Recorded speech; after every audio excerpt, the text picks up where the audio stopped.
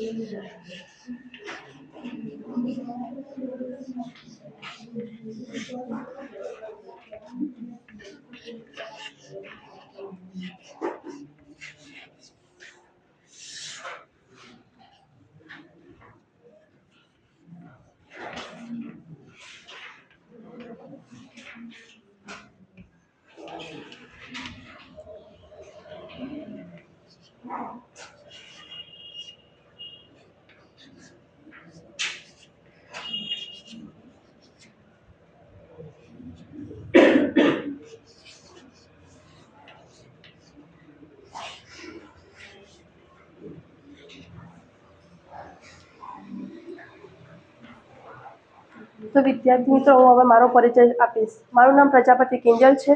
હું ખેરવાથી આવું છું. હું સ્વામી વિવેકાનંદ એજ્યુકેશન સર્વોદય એજ્યુકેશન મહેસાણાની પ્રશિક્ષણાર્થી છું.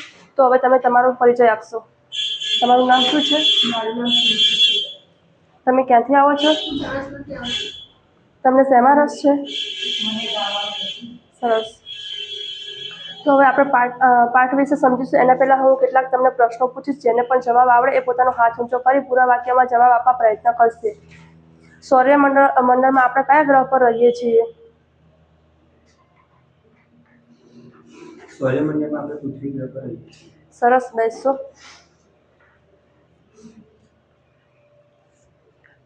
પૃથ્વી પર કેટલા આવરણો આવેલા છે? પૃથ્વી પર 4 આવરણો આવેલા છે. સરસ, બેસો. આ 4 આવરણો કયા કયા છે?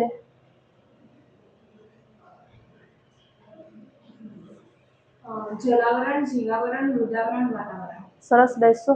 તો વિદ્યાર્થી મિત્રો, આજે આપણે પૃથ્વીના આવરણો વિશે અભ્યાસ કરીશું.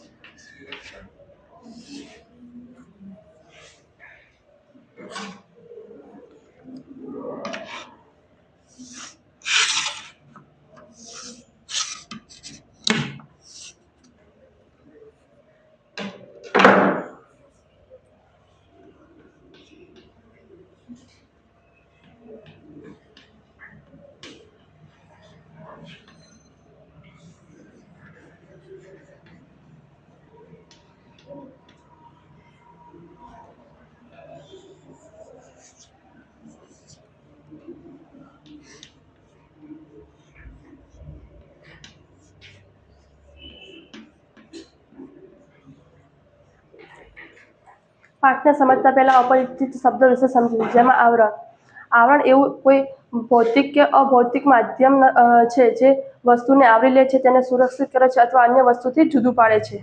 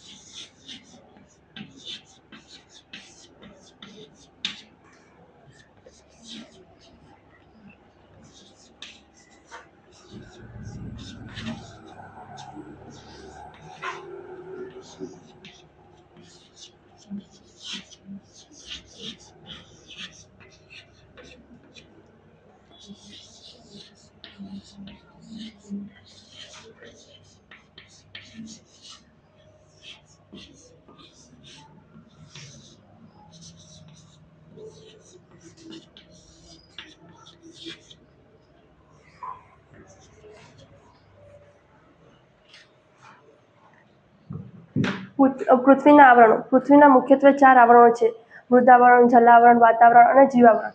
જેમાં મૃદાવરણ પૃથ્વીની ઉપરનો પોપડો સામાન્ય રીતે ઘન અને માટીનો બનેલો હોય છે. મૃદા શબ્દનો અર્થ માટી થાય છે.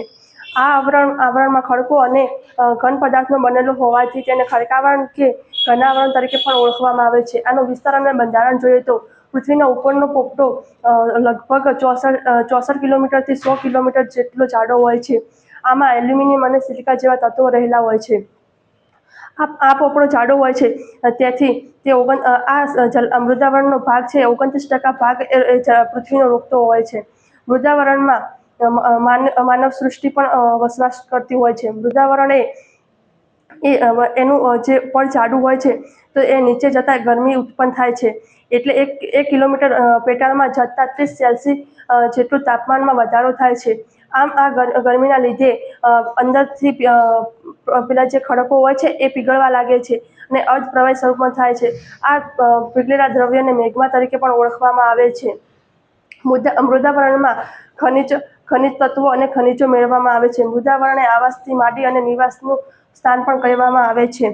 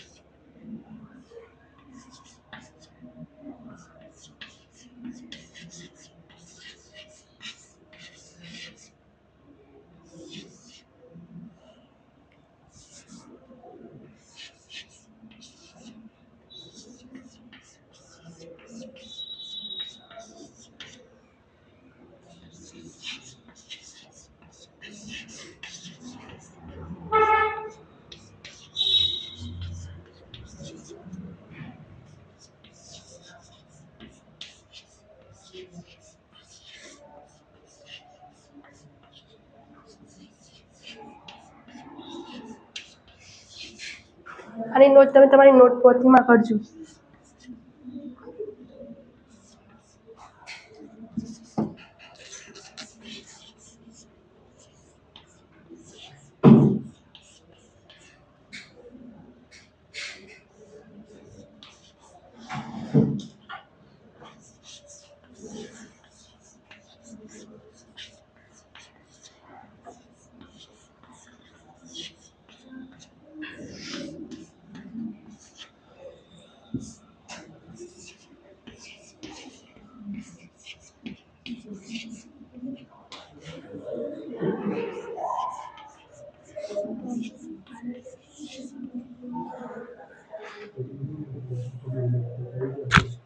બીજો મુદ્દો જલાવરણ. પૃથ્વીની સપાટી પર ભૂમિ પ્રદેશ કરતાં જળ વિસ્તારનું પ્રમાણ વધારે છે. જે ભાગ જળ વિસ્તારથી રોકાયેલો છે તેને જલાવરણ કહે છે. પૃથ્વીની સપાટીનો 71% ભાગ જલાવરણ દ્વારા રોકાયેલો છે. આમ જલાવરણમાં ભૂમિ પ્રદેશો ટાપુ જેવા લાગે છે. આથી વિશાળ જળરાશિ ધરાવતા ભાગોને મહાસાગરો તરીકે ઓળખવામાં આવે છે. મહાસાગરોમાં પ્રશાંત મહાસાગર, હિંદ મહાસાગર અને આર્કટિક મહાસાગર મુખ્ય ગણવામાં આવે છે. તેની તળિયે 10 થી 11 કિલોમીટર નીચે જતા ભૂમિ પ્રદેશ જેવા ભાગ જોવામાં આવે છે. આમ આમ આ ભાગોમાં નીચે પણ ભૂમિ પ્રદેશ જેવું જોવા મળતું હોય છે. આમાંથી સમુદ્રમાં રહેલું 97% પાણી એ ખારું પાણી છે. બાકીનું 3% પાણી છે એ પીવાલાયક પાણી છે, જેમાં ધ્રુવ પ્રદેશો, હિમાલય પર્વતો અને પૃથ્વીના પેટાળમાં છે, જે સરોવર અને નદીના સ્વરૂપમાં વહે છે. જલાવરણમાં મુખ્યત્વે સમુદ્રમાં નીચે મીઠું અને ખનિજ તત્વો, લોખંડ વગેરે જેવા ધાતુઓ મેળવવામાં આવે છે. સમુદ્રમાંથી પ્રોટીનયુક્ત ખોરાક મેળવવામાં આવે છે. દાખલા તરીકે દક્ષિણ ભારતમાં માછલીનો મુખ્ય ખોરાક ગણવામાં આવે છે. જલાવરણમાં સમુદ્રમાંથી પ્રચંડ શક્તિ અને ભરતીથી પ્રચંડ શક્તિ ઉત્પન્ન થાય છે. તેને નાથીને વિદ્યુત પ્રવાહ પણ ઉત્પન્ન કરવામાં આવે છે. સમુદ્ર એ જલાવરણ દ્વારા જળમાર્ગથી વિશ્વ વેપાર પણ શક્ય બન્યો છે. આમ જલાવરણ એ મુખ્યત્વનો એક આધાર ગણી શકાય છે.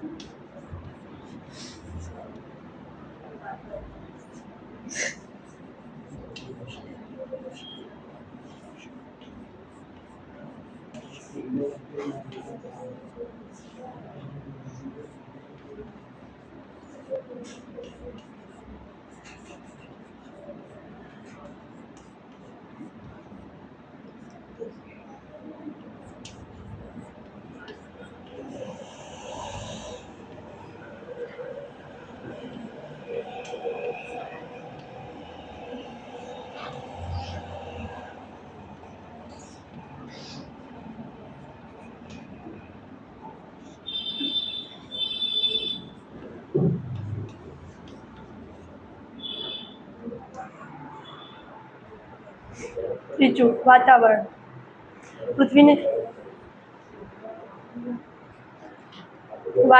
પૃથ્વીની ચારે બાજુ ગૂંચવાઈને આવેલા લગભગ 800 થી 1000 કિલોમીટર સુધી ઊંચાઈના વાયુના આવરણને વાતાવરણ કહે છે. વાતાવરણને નરી આંખે જોઈ શકાતું નથી. વાતાવરણમાં પાણી, વાયુ, પાણીની વરાળ, ઉલ્કાકણો, ક્ષારકણો વગેરે પડેલા હોય છે. વાતાવરણ રંગ, ગંધ, સ્વાદ રહિત હોય છે, જે પારદર્શક છે. વાતાવરણમાં પાણીની વરાળ, વાયુઓ વગેરે જોવા મળે છે.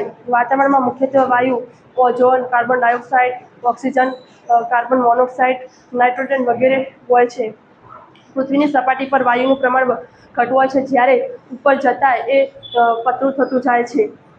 આમ વાતાવરણમાં ઓઝોન વાયુનું પ્રમાણ ખૂબ જ ઓછું હોય છે.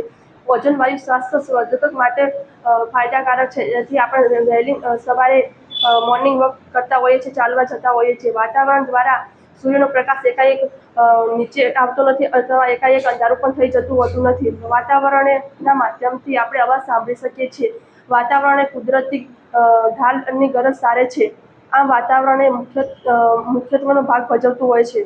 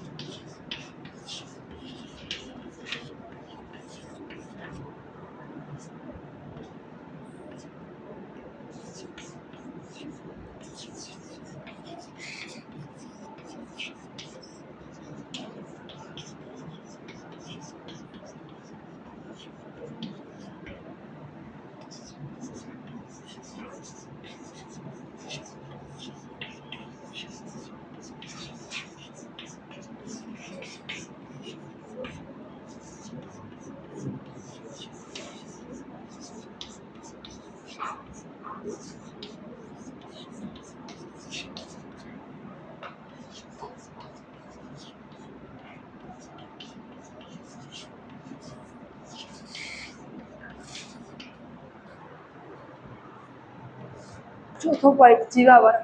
મૃદાવરણ, જલાવરણ અને વાતાવરણમાં જે જીવસૃષ્ટિ વ્યાપેલ છે તેને જીવાવરણ કહે છે. જીવાવરણમાં જીવાવરણમાં મનુષ્ય, સજીવો અને સૂક્ષ્મ જીવો હોય છે. સૌરમંડળમાં પૃથ્વી એકમાત્ર એવો ગ્રહ છે જેને જીવાવરણ મળેલું છે. પૃથ્વી પર સજીવો ખોરાક જીવાવરણમાંથી મેળવે છે. જીવાવરણ એ મનુષ્યનું નિવાસસ્થાનનો મુખ્ય આધાર ગણવામાં આવે છે.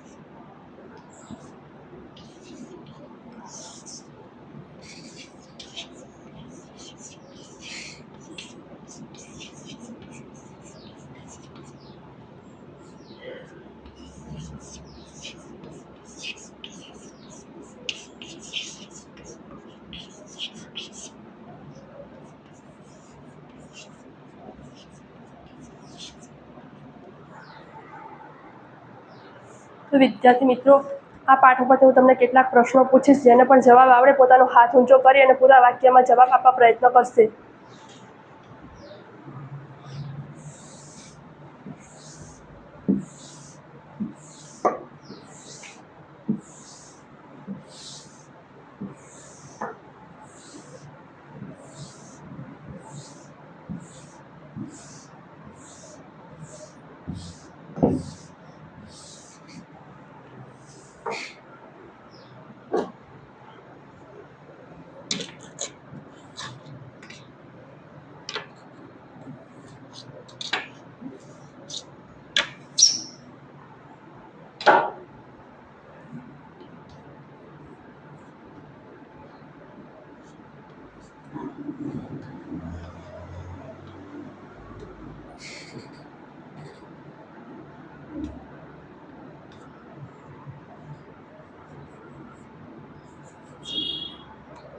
મૃદા શબ્દનો અર્થ શું થાય છે?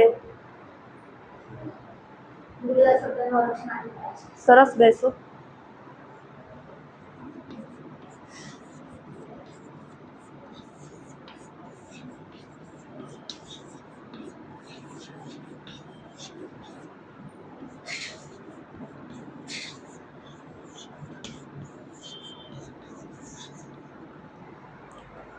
જીવાવરણ એટલે શું?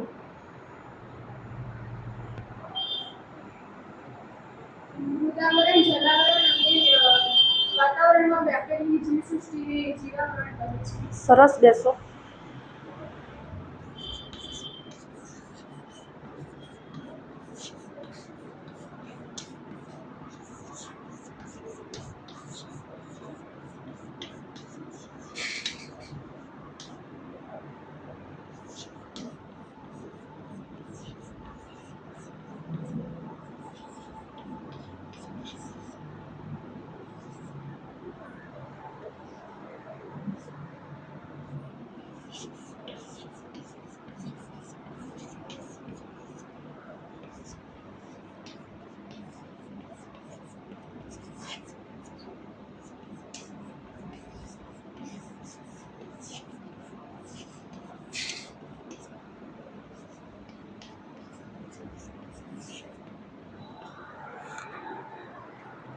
પૃથ્વી પર જે પાણી રહેલું છે તેમાં કેટલા ટકા પાણી સમુદ્રમાં રહેલું ખારું પાણી છે?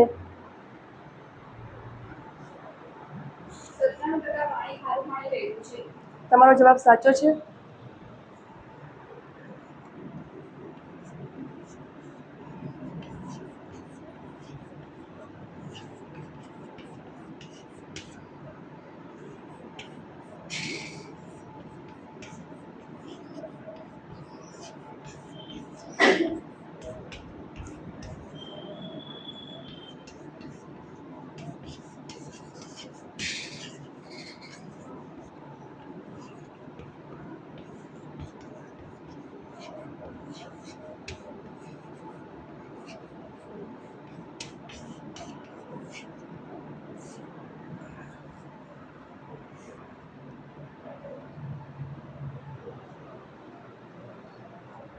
કયો વાયુ પૃથ્વીને સૂર્યની પ્રચંડ ગરમીથી બચાવે છે?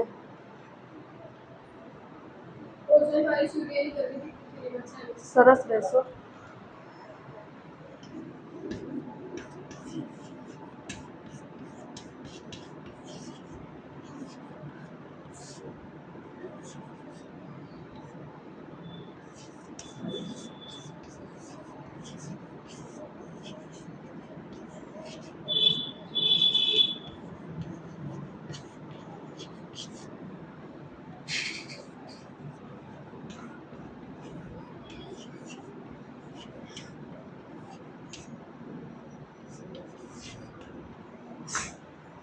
પૃથ્વી પર સજીવો ખોરાક શેમાંથી મેળવે છે? પૃથ્વી પર સજીવ ખોરાક જીવાવરણમાંથી મેળવે છે. તમારો જવાબ તદ્દન સાચો છે, બેસો.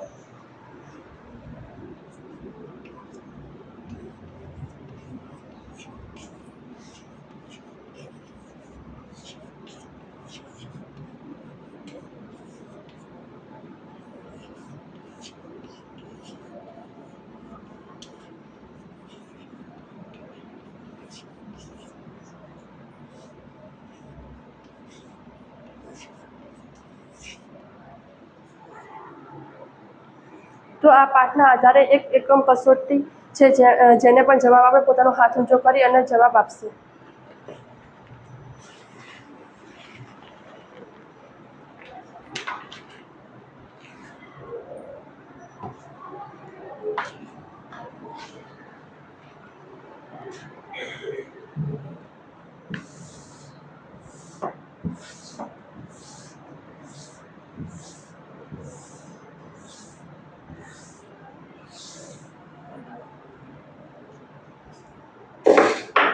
મેં ઊભા થાવ, પહેલી સૂચના વાંચો. નીચેની ખાલી જગ્યાઓની ખાલી જગ્યા તમે ઊભા થાવ, પહેલી ખાલી જગ્યા વાંચો. પર્વતો ઉચ્ચ પ્રદેશો મેદાનો ખાલી જગ્યા આવરણમાં આવેલા છે. ઊંચા પર્વતો. તમારો જવાબ સાચો છે. તમે ઊભા થાવ, બીજી ખાલી જગ્યા વાંચો. પૃથ્વી સપાટીથી આશરે ખાલી જગ્યા ટીવી વાતાવરણ વિસ્તરેલું છે.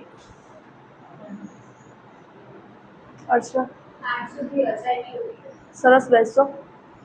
તમે ઊભા થાવ, ત્રીજી ખાલી જગ્યા વાંચો. વાતાવરણમાં ખાલી જગ્યા વાયુનું પ્રમાણ સૌથી ઓછું છે. ઓછું. સાચો જવાબ, બેસો. ચોથી ખાલી જગ્યા વાંચો. જળરાશિ ધરાવતા ભાગોને ખાલી જગ્યા તરીકે ઓળખવામાં આવે છે. મહાસાગર. સરસ, બેસો. તમે ઊભા થાવ, સૂચના વાંચો. બીજી નીચેના વિધાનો ખરા છે કે ખોટા તે જણાવો. પહેલું વાંચો. પૃથ્વીનો ઉપરનો ગોળો સામાન્ય રીતે માટી અને ઘન પદાર્થોનો બનેલો છે. તમારો જવાબ સાચો છે. બીજું તમે વાંચો. વિધાન અનુસાર ના, બીજા નંબરનું ખરું ખોટું વાંચો. પૃથ્વીની સપાટી પર ભૂમિ પ્રદેશ કરતાં પાણીના વિસ્તારનું પ્રમાણ ઓછું છે. ખોટું. તમારો જવાબ સાચો છે. ત્રીજું વિધાન તમે વાંચો. વાતાવરણમાં ઓઝોન વાયુનું પ્રમાણ ખૂબ વધારે છે. આ વિધાન ખોટું છે. તમારો જવાબ સાચો, બેસો. તમે જો સૌરભર્યામાં પૃથ્વી એક જ એવો ગ્રહ છે જેમને જીવાવાનું કર્યું. બેસો. સરસ, બેસો. તો વિદ્યાર્થી મિત્રો, હવે તમે સ્વાધ્યાય તમારી નોટપોથીમાં નોંધ કરો. વાતાવરણ અને જીવાવરણ વિશે ટૂંક નોંધ લખી લાવવી.